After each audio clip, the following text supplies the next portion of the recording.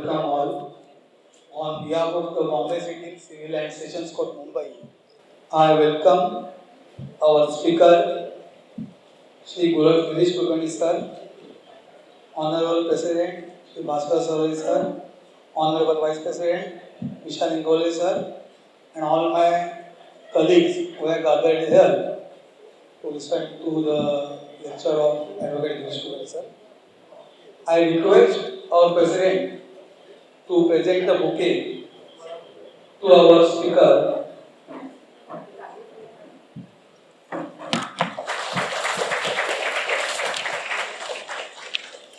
I will just try to give a brief introduction, which is not required at all because he was our president in the year 2015-2017. Girish Kulkarni sir joined this practice in the year 1986. He was attached to the chamber of Advocate Adv Girish Kulkarni sir. He is having 36 years of practice in this field, total in criminal field.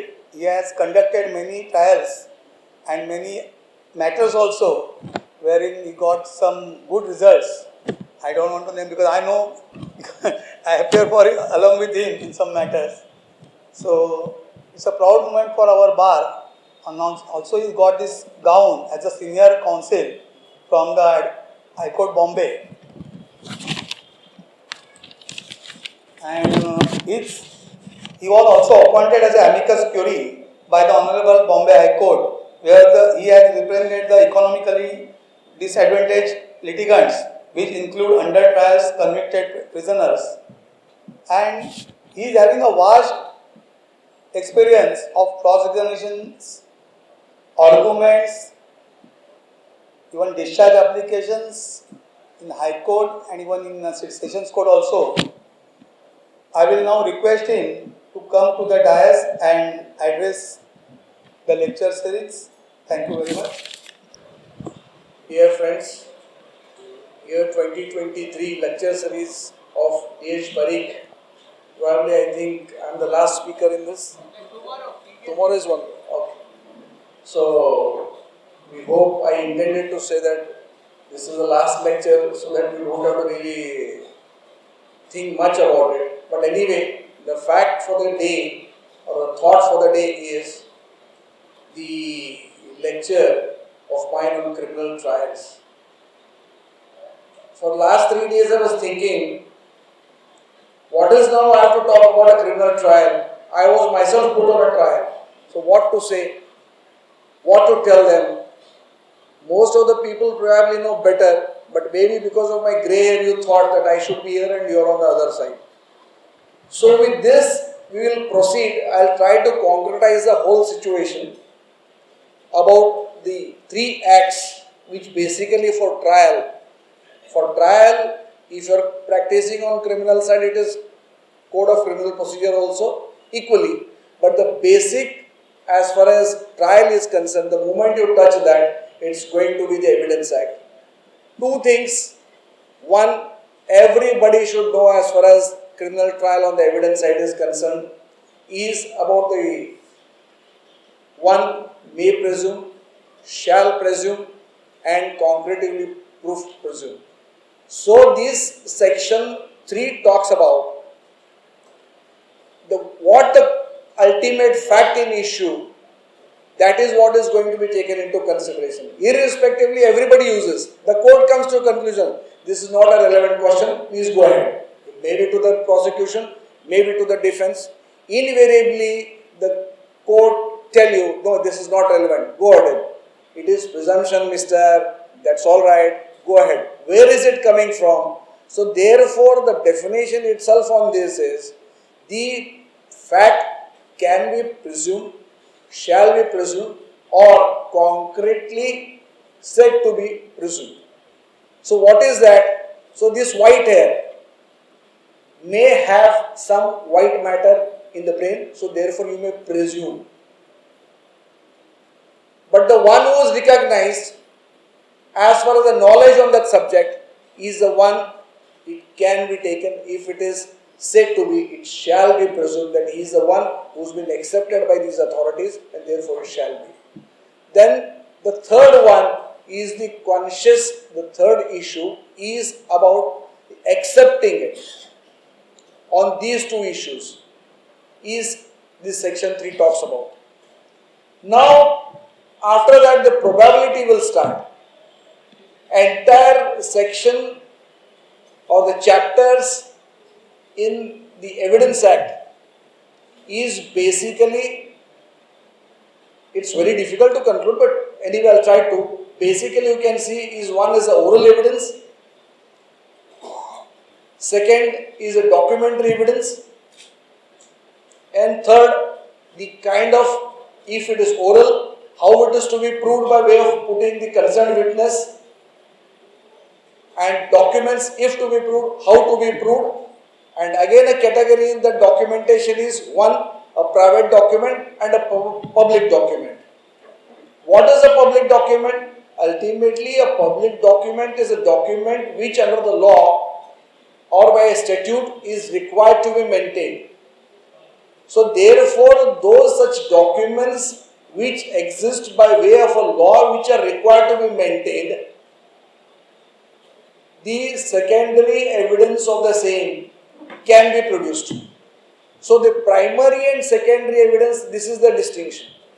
So such goods or things or the documents which are brought primarily to be proved before the concerned court are the documents which are primary in nature. So if it is not primary, then it is secondary. Then secondary documents, if are required to be proved, it is by way of many processes. Then the man who has gone through of the existence of that, a man who knew about a document which it has passed through him, he has a knowledge about, or a man who knows that this is where it was available once upon a time, are the people who have a knowledge about the existence of a document. So therefore, production of that. Now once simpliciter it is produced, is it going to prove the contents of a document? No. For again you will fall back to a situation, if a document has to go on record, not only that it is, the contents will have to be proved, that is A. If a contents are proved, secondly it is the truth of that contents of a document is to be seen. So therefore, if a simpliciter document going on the record will not necessarily exhibit to say that it is proving the proof of a document also and it's proving the truth of a contents of a document also. So that becomes again an independent material which is to be ultimately analyzed on the basis of how the document is proved, what are the contents, and the person who is producing and the person who is talking about. There is one exception, is a person who is giving an opinion.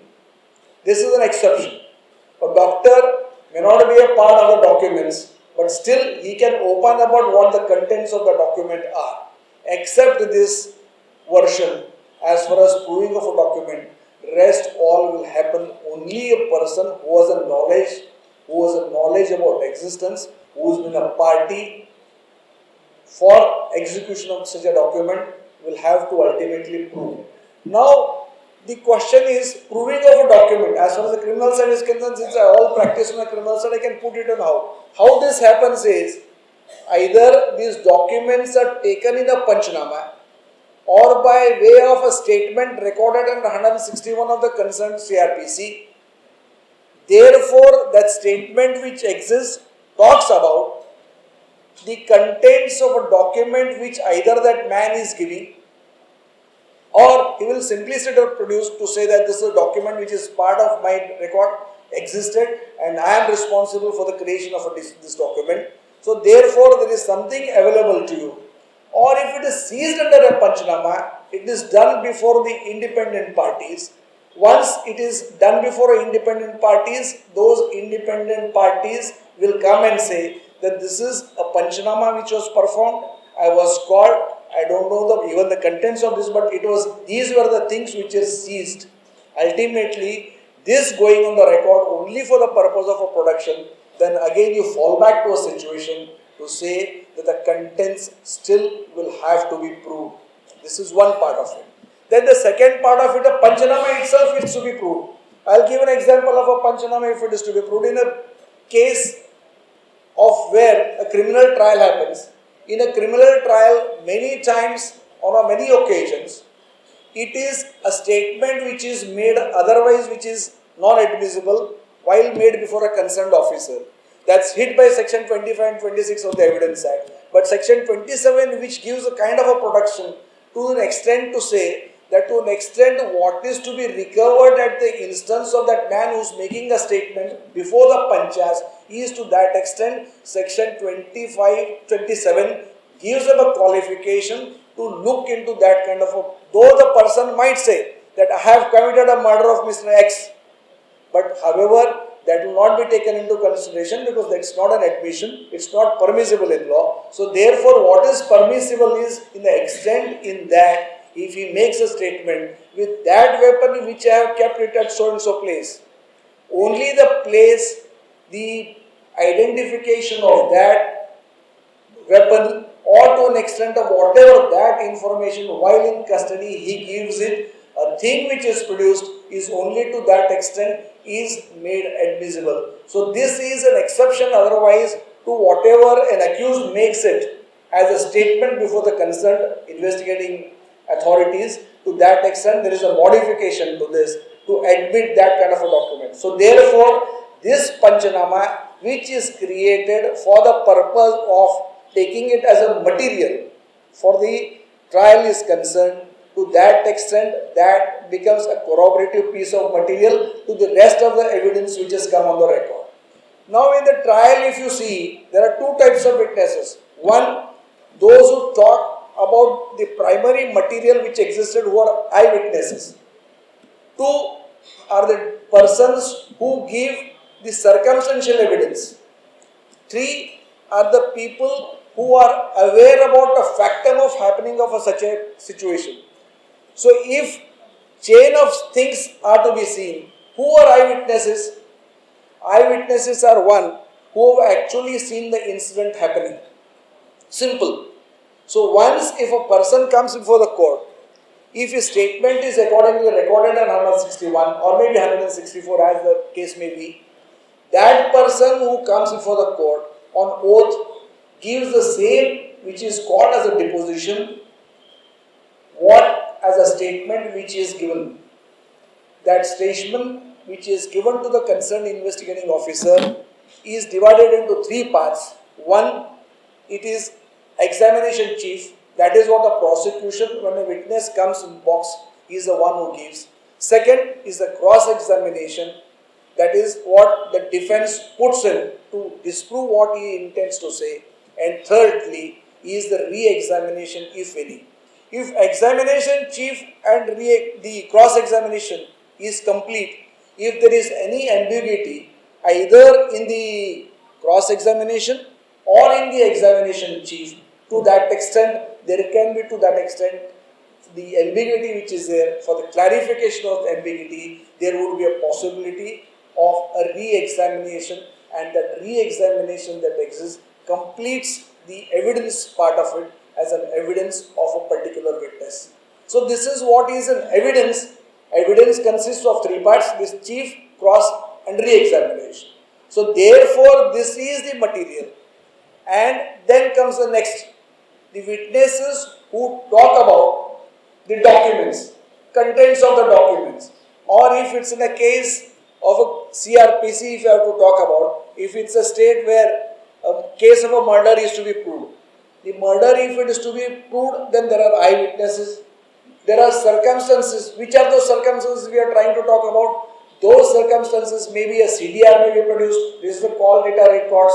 The call data records which are coming, if it is in the form of not primary but secondary, because original is not to be produced and secondary is produced, then 65B is pressed into service. That's where a certification is given that these were the documents or the record which is maintained by way of a computer process, and therefore it was rightly maintained as was so required, and hence since it is maintained in that fashion, that becomes admissible subject to the court believing as far as this aspect is concerned in a cross-examination after record is given, it becomes actually the evidence in law.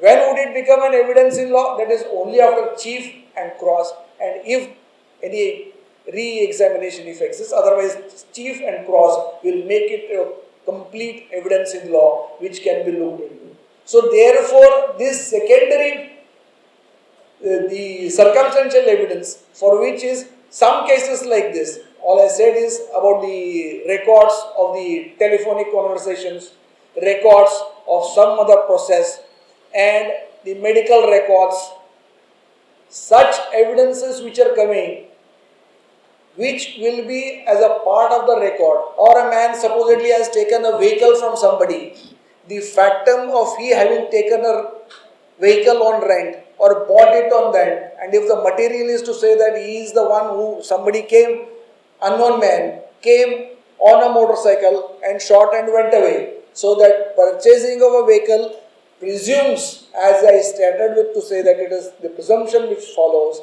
in section 4 of the Evidence Act is it is presumed to be the one he who was purchased prior in point of time for the purpose of this becomes also equally a person who is a witness to this to prove that circumstance. He may not be a person to prove or to say that ultimately it is this person only has done it, but it can follow from the other material as a corroboration to an extent to say that a person who came could be not conclusive, but it would start to say that it may presume to be the one at the investigation stage that he is the one who is concerned with. It can start with this. Then the other set of witnesses, those who come, who would prove about the contents of a document. In a case of a rape, ultimately age becomes a factor of a victim. So that if is to be proved, simpliciter producing a material which are admissible in nature, my daughter was so and so age, will not help. Ultimately there would be something necessary to say, because the conviction on the basis of age is a factor to be taken into consideration. So therefore, if age is to be proved, you get either a birth certificate or a place where she was born or a person or a doctor who produces that. These evidences from the concerned authorities or these persons who talk about that situation are the ones who talk about it to say that these are all the documents which are meant for the purpose of the same fact to be by circumstances, by chain, step by step intended to be proved in a trial. So now a document are of two types. First document is about a private document. Execution of a private document between the parties. An exception to this, as a matter of course, documents which are public in nature are the documents which are maintained by way of a statute which are required to be maintained. Once if that is a document which is required to be maintained is maintained, it is presumed to be maintained during the course of the office of that.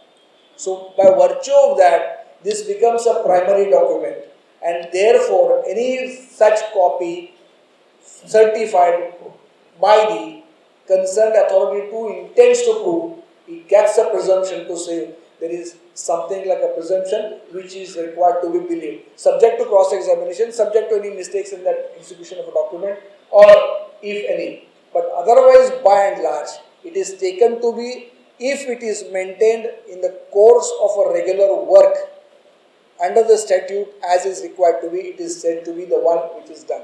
So private documents, anything other than that, even the definition also talks about the same. The documents which do not fall into this 74 are the ones which would be said to be a private documents.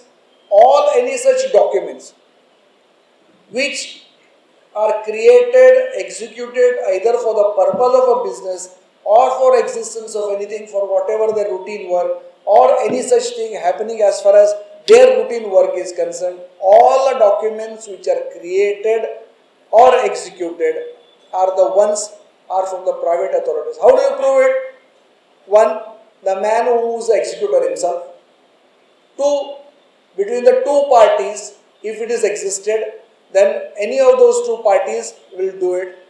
And if there is take a case of an agreement, then it is there are two people who come in this agreement. One, the party which is offering, other is a party which is accepting, are the two people. So both will have this same document can be proved because both of them know the contents of a document. So in the case of a contents of a document, simply said this going on a record is not sufficient unless it is said to be the truth and the contents both are proved. This is what precisely the law has been established ultimately to say, that the truth will have to be proved. So how will a truth be proved in a case like this? So therefore there are again circumstances, like in a case experts can come, experts can give an evidence, doctors who will come to that extent if that's an issue wherein their expertise opinion will come, authorities of a particular mint authorities, chemical experts 293 there are lot many lists which are given, scientific officers coming in 292 are all such people. Their documents which are maintained by them are the ones which will be taken on its face value subject to cross-examination. But otherwise, all such documents now as a matter of course presumably taken to be are the documents which are maintained for the purpose as is so required, and therefore now all forensic audits now are taken into consideration. This is taken to be the one which is made in the routine course of a process, and now by way of a new law it has not been implemented so far, but it is intended to say that all such forensic audits and all such forensic work, chemical analysis will be as a matter of course will be presumably to say that they are the public records and public documents will be accepted as a matter of course in a trial. So it will cut short all these hindrances for the purpose of proving of a document, but how far will it be helpful for the defense or the prosecution, I don't know. It's ultimately a fact which would be new, and you would come to know how this law would develop as far as that aspect is concerned. So this is on the point of the documents which are required to be proved. So once if a document in a given case, now the statements are over, documents are over, and the opinion is over. On that basis, oral evidence is what is defined in law, a person who himself coming before the court and explaining about it. If he is a one who is the creator of a document, also would bring a document, but at the same time he has to come before the court, talk about the contents, whatever the truth is, subject to the verification, subject to the cross-examination of the other side, then it will be marked, but accepted or is what is by the concerned court. That's the jurisdiction of the concerned court to ultimately decide on the basis of the material which has come to, in totality, to reach to a conclusion on the basis of how it happens. So this is the important issues as far as the trial courts are concerned, section 60, section 27, section 25 to section 26, 62 further down the line, all on the point of oral evidence, then subsequently the presumption issues would come into picture. So therefore these are the trials under which one has to be thorough the Evidence Act to know what is looked into. 145 is one such situation where 145 and 154. Any statement that is made in a trial would be, if it is to be on the this statement first of all of recorded in 161 are not admissible in nature. The evidence given by the concerned witness who comes in oral evidence, gives the evidence, may depose something more than what is given to the concerned investigating agency while recording a statement of 161, or in the alternative has given less than what he has said before the concerned court. If it is hurting somewhere the investigating agency, they will get up and get the material to say, by seeking it to say that this is what he has deliberately omitted, or if he has given anything in contradiction to what he has said in the statement, that becomes a contradiction. So therefore the material that has come in evidence, if you intend to cross the same witness, if you have called him, then you will have to seek a permission and put the questions in the nature of a cross-examination only to an extent, if by and large, if evidence is well, but it's all a matter of experience to understand what is beneficial and not beneficial. But you would definitely understand what is certainly beneficial. So therefore, you will have to decide whether an omission given is an advantageous to you or it is not an advantageous to you. Because ultimately the statement which is given on 161 is not a statement which can be used for any purpose except for the purpose of a contradiction. So what is this contradiction? If a person on oath is supposed to have said something different than what he has stated in the statement of 164, if it is in contradiction to what he has stated, how can you prove this contradiction on the record? So you will have to ultimately ask him a question. Did it happen like this? He would say no. Did you state before the investigating agency? If he says yes also, if he says no also. If he says yes, then why have you so stated now? So that becomes at least a record that what he gave earlier, now that it becomes a contradiction to, but anyway, there is an evidence to that effect which is recorded. But the question is, if he is omitted, if it is not there in evidence, if he has given something more than what otherwise he has stated in the statement of 161. Now the question that would follow is, this according to you was an important factor that it is so and so has happened. Yes. Did you state before the police? Said yes. Then the question is, it is not so recorded in your statement of 161.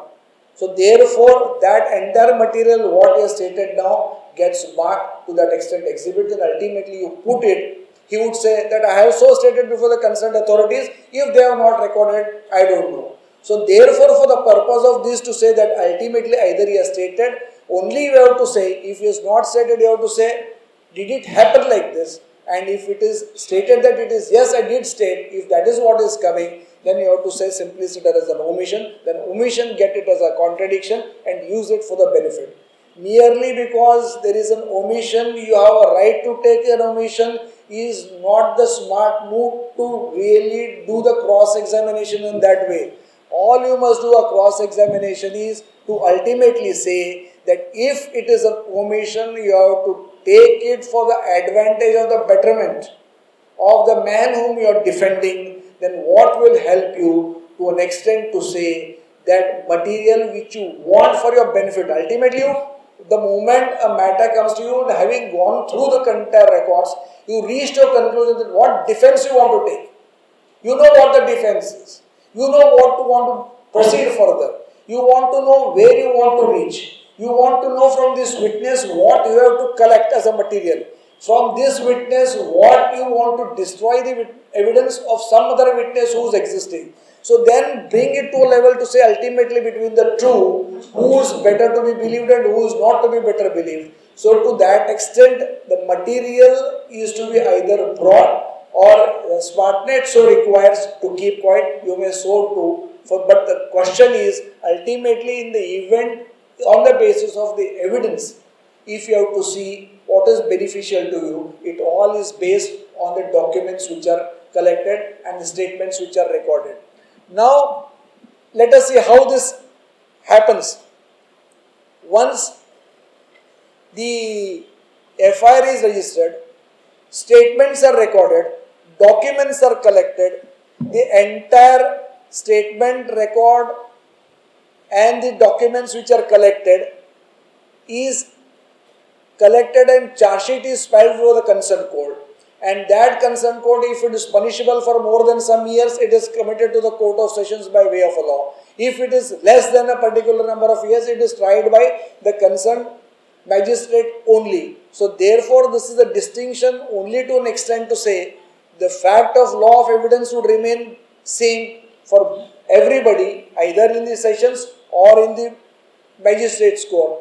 It would be the same. But the fact is where you would conduct. Like there are special acts which exist that directly come before this court. The remand is taken before that court. The investigation is completed on that basis, and the charge sheet is also filed before the same court. So the Sessions Court also has a got. Now in SEBI is also given that permission. And the company law, there are certain laws by which the investigation by SFO comes and they file a complaint. So therefore directly they come before the concerned forum, that is Sessions. But the fact ultimately it's the same thing. What the law says, what they have gathered, so how that is to be interpreted. So the interpretation of what you intend to get for the benefit of your client ultimately is what it is going to achieve for your success as far as that case is concerned. So now I was saying that the investigation is complete and the charge sheet is filed. So therefore there are one cases where either it is summary proceedings or summons triable. So therefore these are the issues where summons proceedings, where like in 138 and other proceedings which you try to talk about are the ones which are supposed to be finished as early as possible. Maybe now you take it as early as possible to be as around 10 years you may take it. So otherwise nothing finishes as simple as that. It continues on and on and on. So therefore what is required to be done in a case like commercial transaction of 138, it's 4 witnesses who are necessary. One, the complainant himself, and the transaction, what has happened about the commercial transaction that has happened. Third is a banker, and at the most both bankers. The entire case should be over, but that things don't happen that way. What is required under the law? Because ultimately when it's a company, you create a record to say that who should be made responsible for the purpose of a dishonor of a check. Simpliciter, a person who signed the check or who is the door of the check or in whose name the liability exists, who all should be made as an accused. In the anxiety of proving a situation, you get into say and include many more. Because ultimately vicarious liability which is not existing in a criminal side, but in a given case or a trial, the situation where you intend to say that yes, vicarious liability, I wish to make it if it's either a firm, the definition both for firm or a company as far as making him an accused in a 138 case is same. So therefore more than one, all will come in picture by way of a vicarious liability. What is this vicarious liability? Ultimately is only a record which is to be brought on. What is to be brought on? He is a man who is concerned, he is the one who is financial director, he was the one looking after this, he was the one who is concerned and connected with day-to-day affairs of the company. The law also requires certain words, magic words which they call it as. Those magic words put it in a different way and make it to say that all these people are responsible to an extent, then it continues further for filing complaint. It's a very one of the simple aspects which I gave about. But the fact remains is, in a case like this, the important part to be proved is not this, but check itself. Author of the check is the other side. How do you prove it? So then a circumstance will come. The court will presume it to say that it has come from the office of Girish Kulkarni. It is said to be Mr. Girish Kulkarni who is supposed to have signed. Mr. Girish Kulkarni becomes an accused. Along with that, these persons who are also equally responsible for the purpose of running a business also come in picture as far as where the process is issued, and the line continues on that basis. So therefore, the contents of the check which existed can be proved by he himself to say that it is what is given to me. This is his firm, these are the contents, it was for this liability, this is my invoice, for this invoice, this is what he has recorded, and I gave him a notice. There is a one requirement under the law. You will have to give a notice to the other side to say that you have given me the check for the purpose of this liability and this is how you are bounced. So now, on the basis of that, either a very interesting thing was happening today in the court before Justice Borkar. Somebody was arguing a case to say that yes, once upon a time I happened to be there in a working that firm or a company, and I am also the same Mr. Dharmadhikari, but But this Dharmadhikari is different. I have left this company long back, at least 5 years before. Then this check is of a subsequent date. And only my problem is I have not replied. But this is what ultimately, when he was arguing all this, the court was asking him the same thing. You had one opportunity.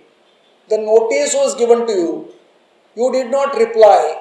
So therefore it is presumed that ultimately you are also equally responsible along with the main man, whosoever that Dharmadhikari could be. But the fact is, ultimately his petition had to be rejected and he got it rejected. So the contention raised was negated by the Honorable Court on two factors. One, that a notice when was given to you, it was received by you. You intended not to reply, to say that I am not that Dharmadhikari. So therefore, presumably it is taken, that's how I started with initially, that presumption under section 2, which the court will presume about a particular thing of a happening, is what again came to him, and unfortunately the petition got over as dismissed.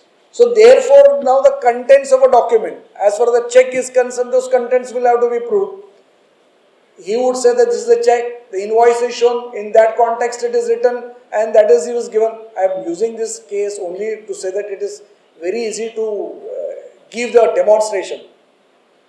So one part is proved, next is you call their banker that it was deposited on so and so day and it was credited to the account of Mr. So and so, and it was found that it was not so. It went to the other side's bank and there it was found that it was not available. On the same day we came to know it hit us our bank, and therefore on that particular day the balance was not existing. It was dishonored for the purpose of this only. Maybe there may be exceptions, that exceptions will not get into, otherwise the discussion will not be over. The issue is taken to be that it goes to the other side's bank and there it is realized that that kind of a funds are not available, it is dishonored, and the money, the check comes back to originally to the complainant, to who actually had deposited the check, saying that it is dishonored for purpose of so and so, and then a notice is issued and the trial proceeds. Now the fact I intended to say, the entire case is, it looks very simple. 3 witnesses, it should be over, but it is never over. It is never over. Why? There are many issues in this involving. So therefore, by and large, lesser the number of accused you make, lesser the kind of allegations that exist which require under the law to fix up only that particular people, those who are really concerned with. Otherwise, there is some kind of a territorial situation that can arise, that he would say he is not that Dharmadhikari, I would say he is that Dharmadhikari, and the things can continue. The matter may not reach to the conclusion. Ultimately, at the fag end of the day, there is a possibility that one may get a benefit out of this. So therefore, this is one part of a private complaint, the trial, how it proceeds. Equally, in the magistrate's court, by and large, bifurcating about the trial of the magisterial court's jurisdiction and the territorial jurisdiction as far as the sessions court is concerned, where the trial is conducted. Unless, of course, under the special statute, the courts or maybe government may, in a given case also, like in Harshad Mehta's case, High Court, though doesn't have a jurisdiction to actually try the case, or specifically by way of a law, decided that this is such a complicated situation where the High Court judges would be in a better position to undertake and dispose of this more faster, was made a reason that these cases of Harshad Mehta connected to security scam, which happened in 1993 if I am not mistaken. So all those matters, but ultimately quite a few matters must be pending, few matters are over. But otherwise, by and large, it is the magisterial court and the sessions court which talk about the trial. So which the topic of the day connects to this. If it is the magistrate's court, one is police and other is private complaint. How is a private complaint? Private complaint, to file a complaint with allegations which are required under the law, and then on that basis you file a complaint, court issues process, and on the basis of the material who has come and the ingredients which you put into the complaint, and the section 200 it is recorded and the process is issued, summonses are served to the other side, and then the stage of a trial will, for the time being, separate this out and restrict to that it is reached to the stage of a trial thing for the purpose of that. So therefore, in a case like this, a trial is to be conducted. Now you enter upon a defense. The first witness will come, second witnesses will come, they'll talk about on the basis. Because in a private complaint, it would not contain like a statement which is existing in the police investigation. It is a man, on the basis of a complaint, you know that he has a knowledge about the entire allegations, as is so mentioned in the complaint, which becomes a record. So therefore, there are two types again here. One is a summons tribal and other is warrant tribal. Summons tribal, which I spoke about, is 138 and this. And warrant tribal advantage is too, that the person where after issuance of a process when it is kept for recording of an evidence, all those evidences which he intends to give before the concerned court to prove a particular case, he will have to examine, and then after recording the evidence on oath of those witnesses and the concerned complainant, they will file a pushis to say that this, on this basis and the material that is gathered, that I would like to invite a charge, and accordingly the charge may be framed. So once if a charge is framed, is said to be that a proceeding. Quite a few people, there are quite possibilities. Any witness coming in a warrant tribal case, tried before the magistrate, there are two possibilities you get. One, any witness that is coming every time, that you can cross-examination in a private complaint, and you may choose not to complain without disclosing your defense till he completes to say that now the charge may be framed. So therefore, to that extent, you will have that opportunity. Once entire material is there, you also have equally an opportunity to file an application to say that this material is not fulfilling the requirement of the law, so therefore I may be discharged. So in the cases where you are not discharged under those circumstances, the stage comes to go for trial. So there, those witnesses which are examined by you, now you will be cross-examining, and whichever to an extent what is necessary to you, what is available to you, all those witnesses as a compilation, what is a beneficial, what to do, is all a matter of your intelligence. So it is you who take into consideration how to do it. This is all about the trial as far as the magistrate's court is concerned. Now, equally the sessions. Sessions is where once the matter is committed after completion of the investigation and filing of a charge sheet, it comes before the sessions court. In sessions court, you will have an opportunity to say that if this material is not available, you can equally file a discharge. Yeah, one thing I found. There are two in magistrate courts, if it's a police case. In a police case, also you can file an application for the purpose of a discharge under 239 CRPC on the basis of the material which is collected. If otherwise you will have to proceed with the trial there, and the trial here is ultimately the same Evidence Act which should be applicable, examination chief, cross and re-examination if any clarification is to be thought. So therefore that is one part of the criminal side of the magistrates, and then private is over, and now thirdly comes in the independent sessions court, where the trial equally is framing of the charge becomes a base. Now the prosecution is required to open its case. As now shortage of time, nobody actually opens the case of the prosecution.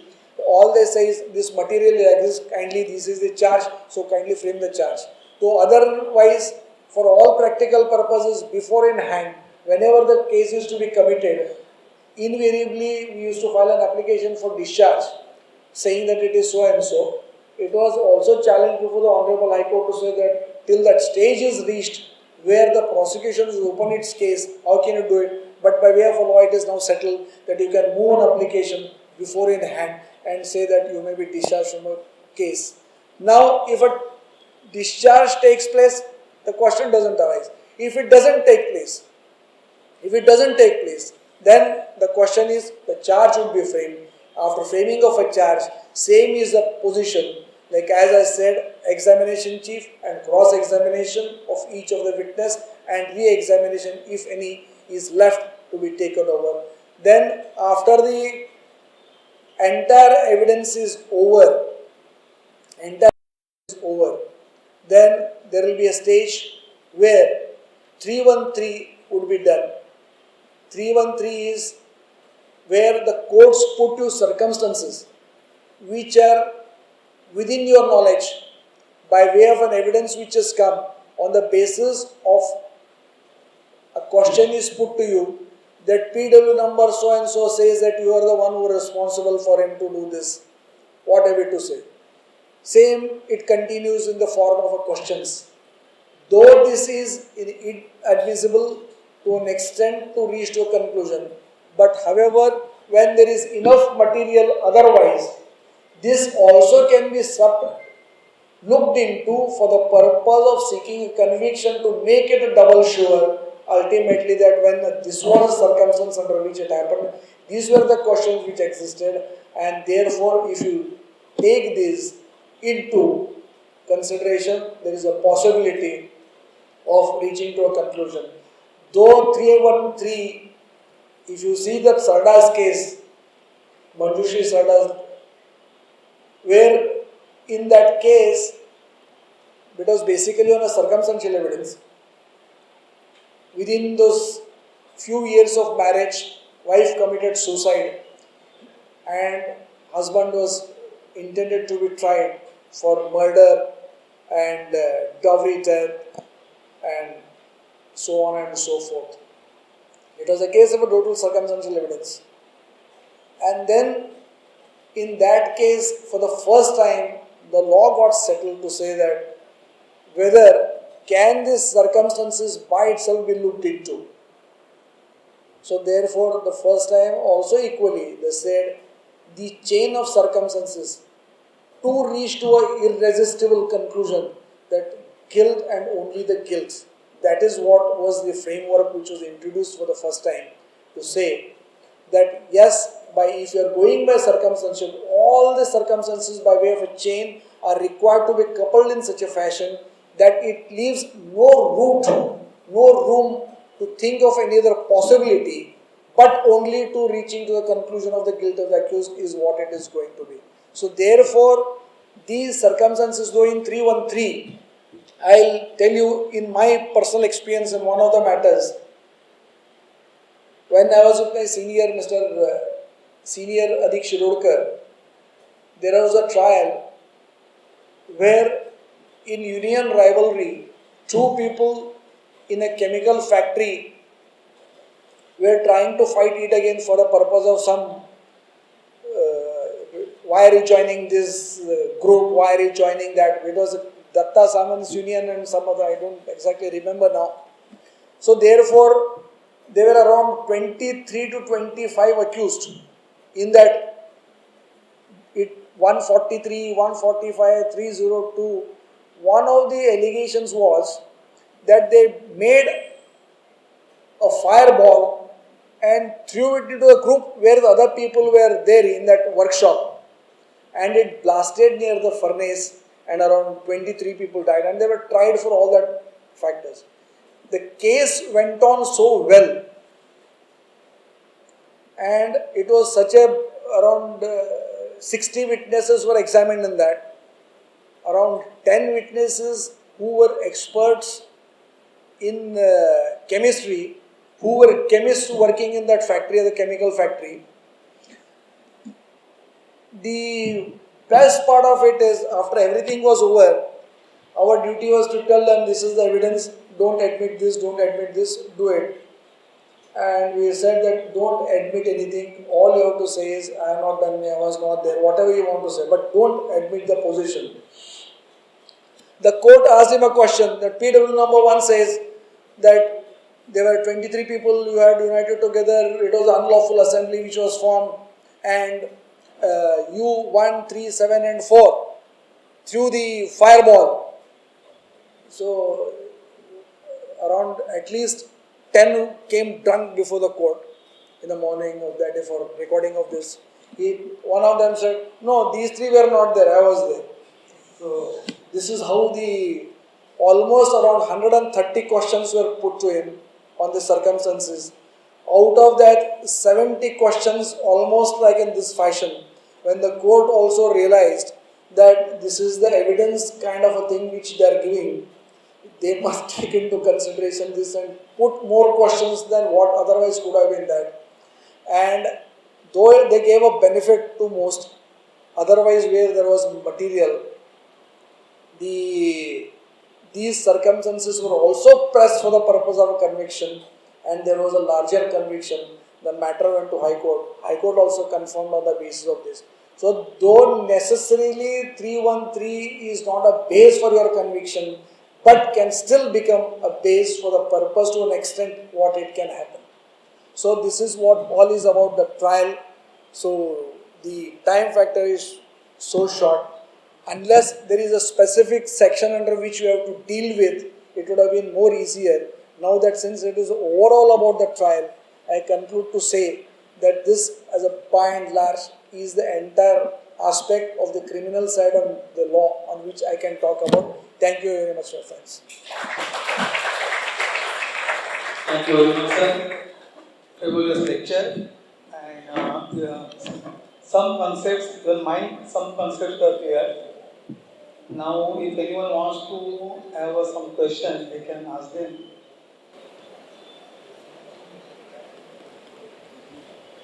Bas?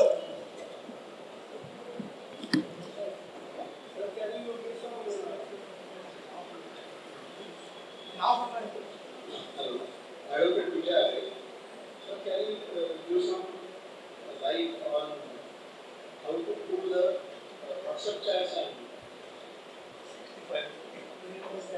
That's a very big topic by itself. It cannot be over. I can give that lecture also if you specifically case. It cannot be a part of it. It's ultimately doing of a document. yes sir, that's what You can do it. and then whether 164 statements, 161 and 160, can you give me some light about 164 statement, how much it is proved in trial? 160. 164 statement is also like 161 statement only. Most of the time what happens is when they record a statement of 164, they are supposedly the witnesses. Unless they make them by giving them a permission as accomplices, if they become accused, everything goes off, it becomes a statement like any other statement. So there is nothing much to be worried about. It is same, it is same.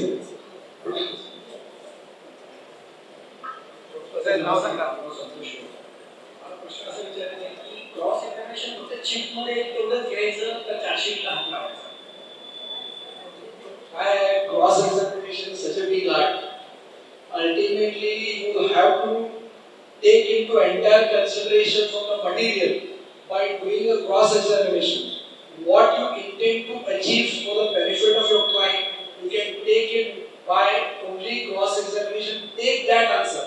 If that answer is not coming, it is going against you, then you must not touch it. That is all entirely your prerogative to think about.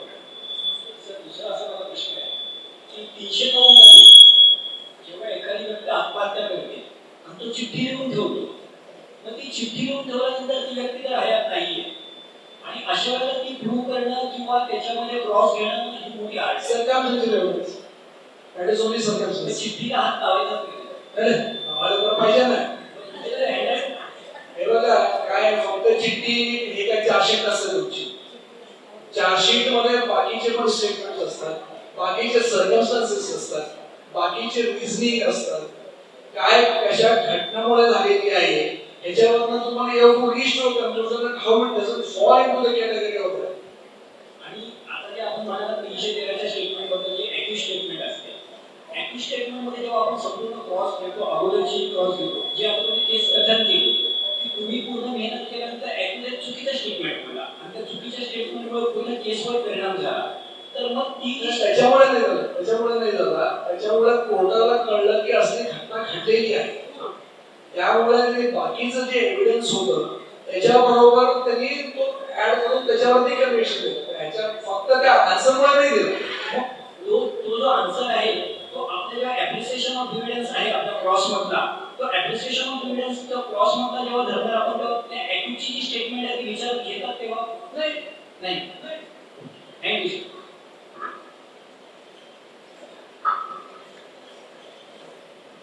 Thank you very much. Now I will request our honorable president to hand over our memento.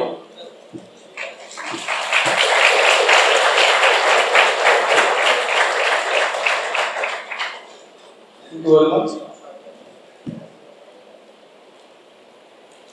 We are very thankful to today's speaker, Shri Girish Kulkarni sir, for giving his valuable time in giving this lecture. And I am also thankful to the audience who come here regularly and attend these lectures. And it gives us boosting for arranging further lectures also. Thank you very much. Now I request everyone to have a tea and then leave.